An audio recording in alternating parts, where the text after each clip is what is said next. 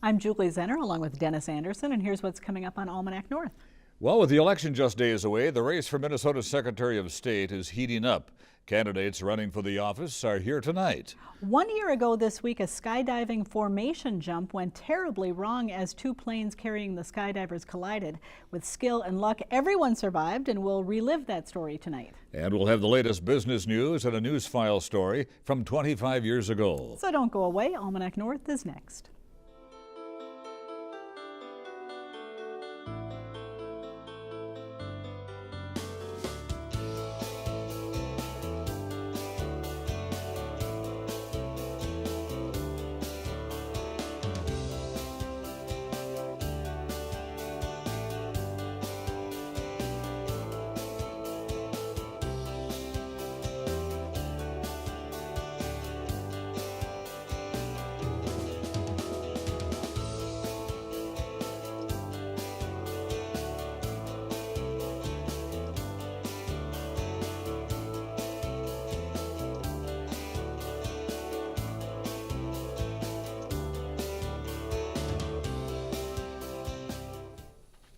Hello and welcome to Almanac North. Thanks for watching.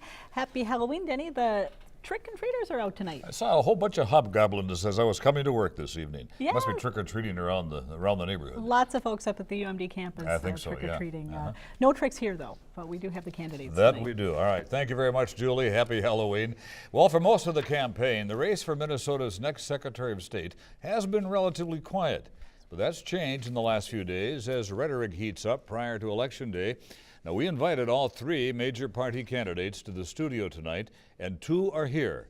Steve Simon is the DFL-endorsed candidate, and he lives in Hopkins. Bob Helland is the Independence Party candidate from St. Paul. And welcome. Thanks to both of you for being here. We also invited Republican candidate Dan Severson to our forum, but his campaign told us he was unable to be here due to a prior commitment. Well, Representative Simon, you've authored legislation as a legislator, as a state lawmaker. Does Minnesota's election system really need tweaking or really need fixing? Minnesota has a good thing going. For 9 of the last 9 elections, we've been #1 in the country in voter turnout. And that's a good thing. But I would say this, that's no accident, it's no coincidence. I think it's happened over the last few decades because on a bipartisan basis, we have always tried to make it easier rather than harder to vote. But yes, we always want to tweak, we always want to reform. I've come out with proposals to build on what we have done recently, things like early voting, things like streamlined voter registration, and breaking down some barriers that prevent some people from voting. We have a high record of voter turnout, #1 in the nation, but that is not uniformly applied across the state. There are communities geographically and demographically that don't have that high turnout. Bob, what in your opinion needs to be done? Well, Steve says we have a good thing going. I think we have a great thing going, and I think we need to consider, if we're the best in the nation, is it worth the effort to tweak that system, as you say, to make it marginally better when there's a lot of priorities of the Secretary of State's office that need to be addressed, and very soon. Now, the region's DFL leaders took issue this week with Republican Dan Severson over some allegations about corruption at the polls. As you look at our system, do you see potential for fraud within the system? I see vulnerabilities. Mr. Severson brings up the idea of vulnerabilities, which is far removed from fraud.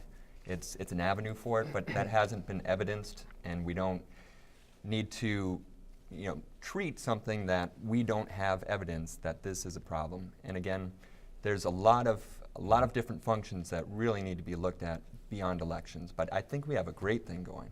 Throughout this day, I asked 7 different people, all over age 65, can you tell me what the Secretary of State's office does? Not a one could answer the question. What is the office? What do you do as Secretary of State? Well, the way I look at it, I'm chair of the Elections Committee right now in the Minnesota House, where I've served for 10 years. So I've had a front row seat in terms of these issues in the office. I think first and foremost is the election function of the office. It is always the function of the Secretary of State to preserve, protect, and strengthen the right to vote as chief elections administrator in the state. But there are other important duties too. There's a business services section, and then there's something called the Safe at Home program, which is an address anonymity program for victims of domestic violence. Terribly important, and there are other ceremonial ceremonial duties too, but my passion and my expertise is in elections, making sure that our best in the nation system remains the best and gets even better and affords more opportunity for more people to participate. Is that and how vote. you see the job, Bob? It's not how I see the job. I see it how a typical Minnesotan would see it. And when they think of an election day and the election system, that's one day for them. And it's typically one day every 2 years or one day every 4 years. So what I hear for people when I'm on the campaign trail is that they want to know more about civic education. How do they become a citizen? What are the different civic processes that they get involved in? Elections is just one of those. But they also really want to know the business services function, which comprises the majority of the staff of the office. And we really need to consider that because the election system will spill into the local officials and the county auditors who really maintain a lot of that control at the local level. We need to do what we do at the state level, which is the business registration with our state partners, the Department of Revenue, and so forth. But I would say where the office is most visible, though, is in the elections function.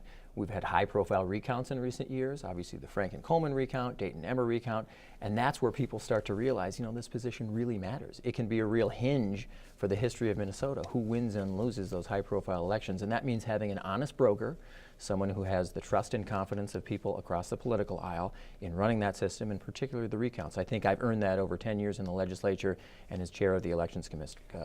That's what we need in this position, I think. I'd echo that and say that there are a lot of eyes on that function of the job, and it's something that really, if you step outside of your authority or if you do something that's somehow very partisan or something that's inconsistent with the constitutional function of that job, it's going to be made aware of. And the fact that it appears to be that way is just, you know, a way of showing that we haven't talked enough about these other functions and we haven't provided that form of civic education to new business owners, nonprofits, those types of things that are 365 days a year that they're worried about that.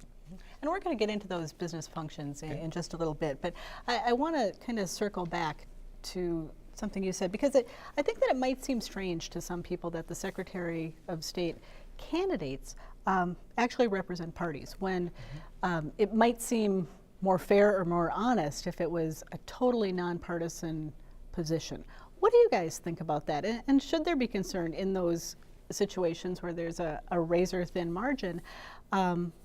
You know, could people assume that the Secretary of State would favor the candidate that's their horse in the race? Well, I think there's a key distinction between campaigning and governing. When it comes to campaigning, typically people for a statewide race need party backing, but not always. We have races for Court of Appeals and Supreme Court that are not partisan, and I would certainly be open to this being a nonpartisan position. But I think the most important thing, given that we do now have parties, is whoever is in that office always has to be perceived as fair, as independent, as nonpartisan, someone who's not going to put their thumb on the scale for any particular candidate or party, certainly not their own. And that's what I think I bring, and that's what I think the office needs. You need to have the trust and confidence of people across the political spectrum, especially those who don't agree with you, especially those who might not have voted for you and might not ever vote for you, but basically we'll say, you know what, that person has a demonstrated ability to be fair. And I think I have that. As chair of the Elections Committee, I've shepherded a lot of legislation, some of it initially controversial. It ultimately got bipartisan support, so I'd like to think I have that. Mm-hmm. I would say that to say that you would need party backing to succeed in an election is not giving voters enough credit to make an informed decision on who the best candidate is. So part of what I'm doing in this race, as a 29-year-old, 5-year veteran of state employment, I am basically managing my own campaign. I'm doing it unconventionally. I'm using that linchpin of being the independent, being the true nonpartisan in the race, because I don't believe that we need that type of major party backing, and I frankly disagree with the privilege that's afforded to major political parties in the state. There's a lot of privilege built into that, and it creates, to borrow Dan Severson's term, an express lane for candidates that really marginalizes third parties and people who would vote for them. We keep hearing the phrase express lane voting. What is it? Do you favor it? Well, I don't favor it as it's been conceived by the Republican candidate who didn't show up today. What he said on a Tea Party program earlier in this year was he characterized it somewhat caustically, by saying that it's a system whereby if a voter has the identification that he and others like him think they should have, then they get to go in the express line. And everyone else, he said, it's okay if they just wait outside in the cold for a couple hours, that's fine. I thought that was unnecessarily harsh and divisive. I oppose it. We do not need a Lexus lane, so to speak, for voting. There are many better ways to alleviate congestion where it exists in Minnesota at the polling place. One is what we've already done, and my sort of signature crowning achievement, which is the new no excuses absentee voter law, whereby any one of us for the first time in state history now can vote from home, vote from our kitchen table for any reason whatsoever. I think over time, maybe even this year, it will alleviate congestion. Second would be true straight up early voting, which all the states that surround us, Wisconsin, Iowa, North Dakota, and South Dakota have. Those are two, one present and new, one future and hopefully soon, that can alleviate congestion, not a Lexus lane, not separate treatment for people based on identification. Plus, it wouldn't work. If 90% of Minnesotans have an ID and 10% don't, wouldn't the express lane then be the people who don't have the ID? It's sort of the reverse of what Mr. Severson intends. Doesn't seem to be very carefully thought out. Mm-hmm. I don't push my own legislation for election reform, and I'm certainly not going to push Mr. Severson's legislation for election reform. We have a great thing going, and it's because we've had champions in the proper place in the legislature, like Representative Simon. I commend his great work. That's a great place for him to pursue those types of initiatives, whereas we need an independent who executes the function of the Office of Secretary of State, and not just elections, but the full function. That's very critical, and where the lack of awareness is really hurting Minnesotans out there. Mm-hmm. Now, some new voting technology is being tested in our region next week, the electronic poll books. You're kind of putting yourself forward as the technology candidate. Yeah. Where do you see the greatest potential for technology in the Secretary of State's office? Well, I think Steve and I readily agree that voting should not have any sort of narrow time constraints, and it should not have any sort of physical tests. So if you're able to cast that vote, and if that can be facilitated through technology, then that's the future. I mean, it's quite simple that the future of voting will be electronic. We'll have to have more secure systems than we're able to demonstrate now. I mean, you can pay your taxes online. Why can't you vote online? We're getting there, but I'm not coming in as the technology candidate to say, let me kick down all the walls and let me just get this done. I just want to handle it responsibly because I've been working in state government on these types of projects, and I know what happens when there's not budget oversight, there's not process control, and these products turn out to be insufficient to meet the needs of Minnesotans at more of a cost than was appropriated. Mm-hmm. Now, Minnesota, I'm going to circle back to the business piece of this, because Minnesota does have a reputation for being somewhat anti-business with high taxes and a high what am I trying? Minimum wage. High minimum wage, high regulation. Thank you. Anyway, how do you make starting a business easier for entrepreneurs? Right.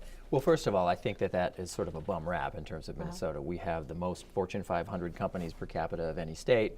We're one of the states that has recovered most quickly and robustly from the recession of the whole United States. So I think there too, in the business community, we have the good thing going. But I would say that the mission of the Secretary of State's office as to the business function, I think, should be to make it as easy as possible to start and keep a business from the standpoint of administration and paperwork. We could be doing more digitally, more online. I think Mark Ritchie has done a very good job over his 8 years of really prioritizing that. I think we have to finish the job, and he would readily admit that as well.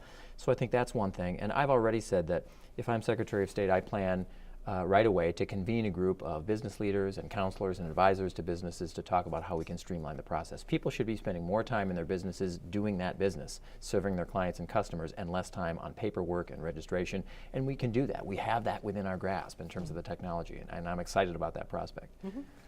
I would disagree with the statement that we do have a good thing going on the business side of the Secretary of State's division and Minnesota as a whole. I worked for 5 years for the Department of Revenue, most of the time as a business registration and sales tax compliance expert, which is typically downstream from the Office of Secretary of State.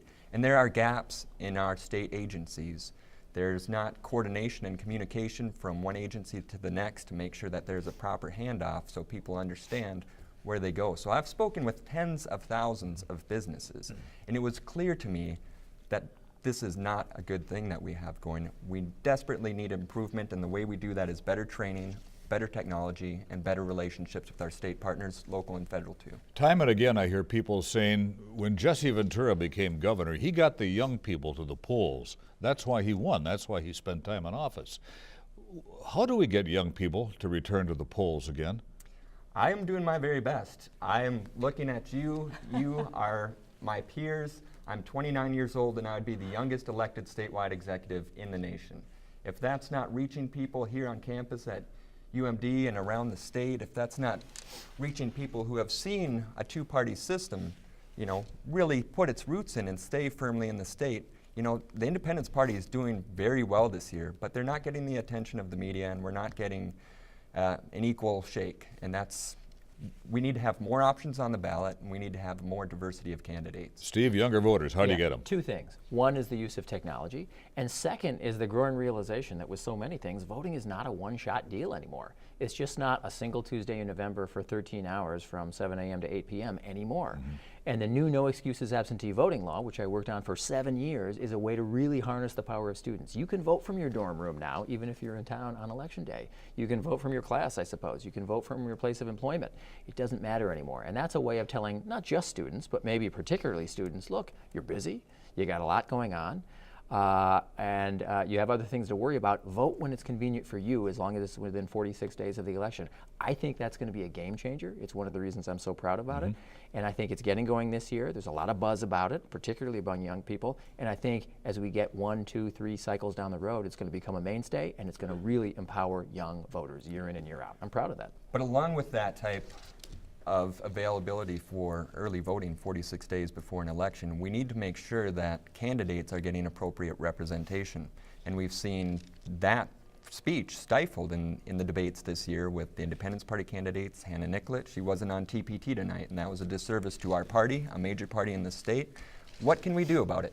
What can we do about it? We need to be able to have a recourse to these very powerful influences in our election systems, because people are going to the polls and voting and they've never even heard my name, and that's unfortunate. Steve Simon, Bob Helland, thank you both very much. It was a great discussion tonight. Thank you. Thank you for Always being here. Thanks for having us. Thank you. Thank you.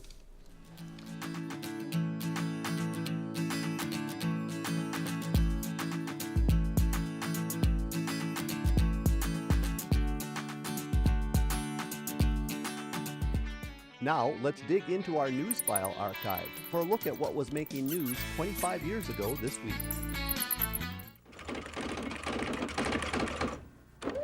Duluth secretaries earn an average of $8 per hour. The city's Chamber of Commerce wants to remind out-of-town business owners that a secretary in Minneapolis earns more than $9.50, and in Chicago, more than $11.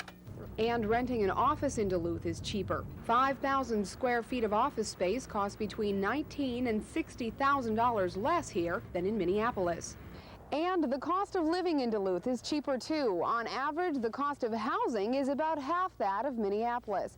According to the Chamber of Commerce, that's a big incentive for businesses with a large amount of employees, like the not yet located headquarters for the Minnesota Lottery. If you assumed that there were 150 people employed by the lottery at their headquarters and that they were going to lease 40,000 square feet of space, the savings to the lottery operation is in excess of $500,000 a year. Of course, not every business could operate less expensively in Duluth. Manufacturers who rely on transportation may find travel costs more expensive. But according to Cordeaux, it may be time for most out-of-town business owners to take a hard look at Duluth. Colleen Burns, KDLH News.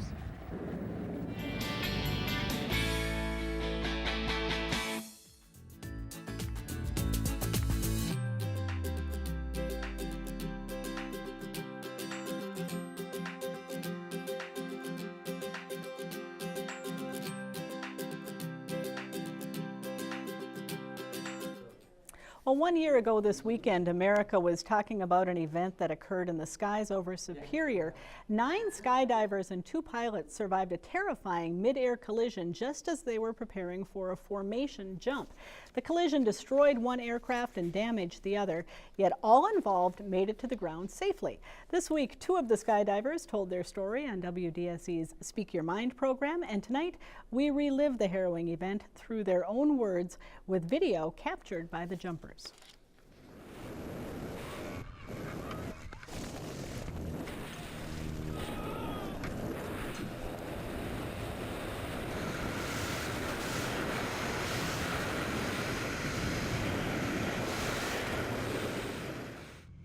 was a normal jump. At the end of the day, we were jumping what's called a formation load, which means we all pile into 2 different airplanes so we can all meet up in the air and do some formation on the way down. So I was on the far hang, which is out on the farthest part of the lower aircraft. And as I was sitting out there, we were getting ready to do the count, and I could feel impact.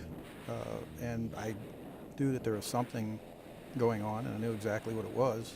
The other aircraft that hit us. I was sitting on the strut, which connects the wing to the fuselage. Barry's to my left, hanging outside. And then I have Mike Robinson on the inside and Johnny Rodrigo in front of me. And at first, when I was kind of going over what had happened, I thought, you know, the impact had just kind of threw me off of the strut. But then after going through and looking at the footage, it was, the wing was actually ripped out from underneath me. And looking at the pictures, there's me with my back to the earth, looking at the plane explode, and Mike Robinson is still halfway in the door. When I left, you know, I just looked up and saw the aircraft going into flames. And strangely enough, I mean, my thought went through my head was, I don't know why, but it's just like everybody's fine. That was the first thought that went through my head. There was no, I'm not in fear for anybody's life at that point. The first thing that went through my head was, oh my gosh, we just lost everything, everybody. And then as I started to track away from the plane and the debris, all I could repeat was, did that just happen? For about 45 seconds. That's the only thing that went through my head. And then I realized that there was still a pilot in the aircraft that didn't have a wing. So I chased down the pilot in the aircraft and then made sure that he got his parachute open. He only had like 2 jumps at the time, so I was with his instructor, and I knew that if he didn't, you know, if he got out of the aircraft, that he might need help in staying stable because he only had 2 jumps. But he did great, absolutely great. I went straight to my back, and the explosion was right above me. So for a split second, I thought everything was gonna fall on top of me and just push me down even faster than what I would normally fly at. So I just tried my best to get away from all of it. I immediately turned my belly to earth, which is the most stable position for skydiving, and positioned my arms back in kind of like a missile shape and drove my body away from the debris as fast as I could. And in this situation, everybody was very well versed. So I think that they were all licensed skydivers. They all had some kind of rating beyond the regular license. And everybody really, I mean, it's the natural thing for us to be up in the air. I couldn't believe that I saw everybody else walking around unhurt. And immediately I ran over to my friend Sarah to make sure that she was okay. She was the closest to me. And everyone else was in the truck driving down to the runway to meet the plane that was landing. Come on, Blake, you got it. Come on.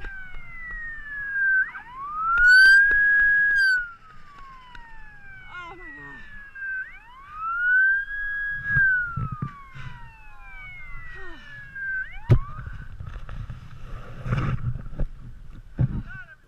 And thanks to Skydive Superior for sharing their video with us. Skydive Superior has set up a Miracle 11 Foundation and will be giving back to the community and setting up scholarships with the money raised.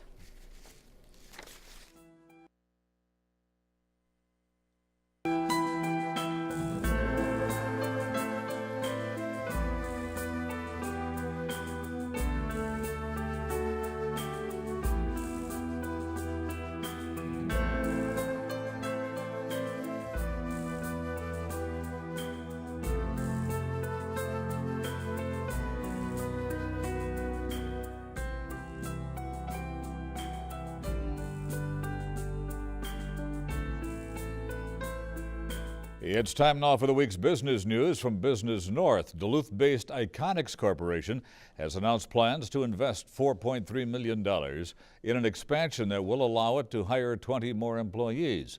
The company will construct a 20,000 square foot addition in the Atlas Industrial Park, the former site of Atlas Cement.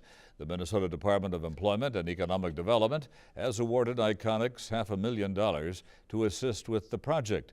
The company has entered the digital printing market for the auto industry and is growing its aerospace business.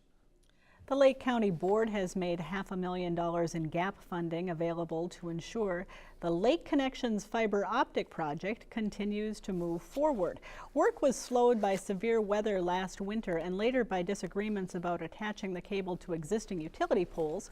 A new plan calls for much of the remaining fiber optic cable to be buried underground. That proposal is being reviewed by the Rural Utility Services, which is funding the broadband project. If approved, the project should be completed by next September as planned. Well, the region's population is growing older, and that trend will pose numerous challenges to demographers, said Tuesday at the Regional Economic Indicators Forum in Duluth.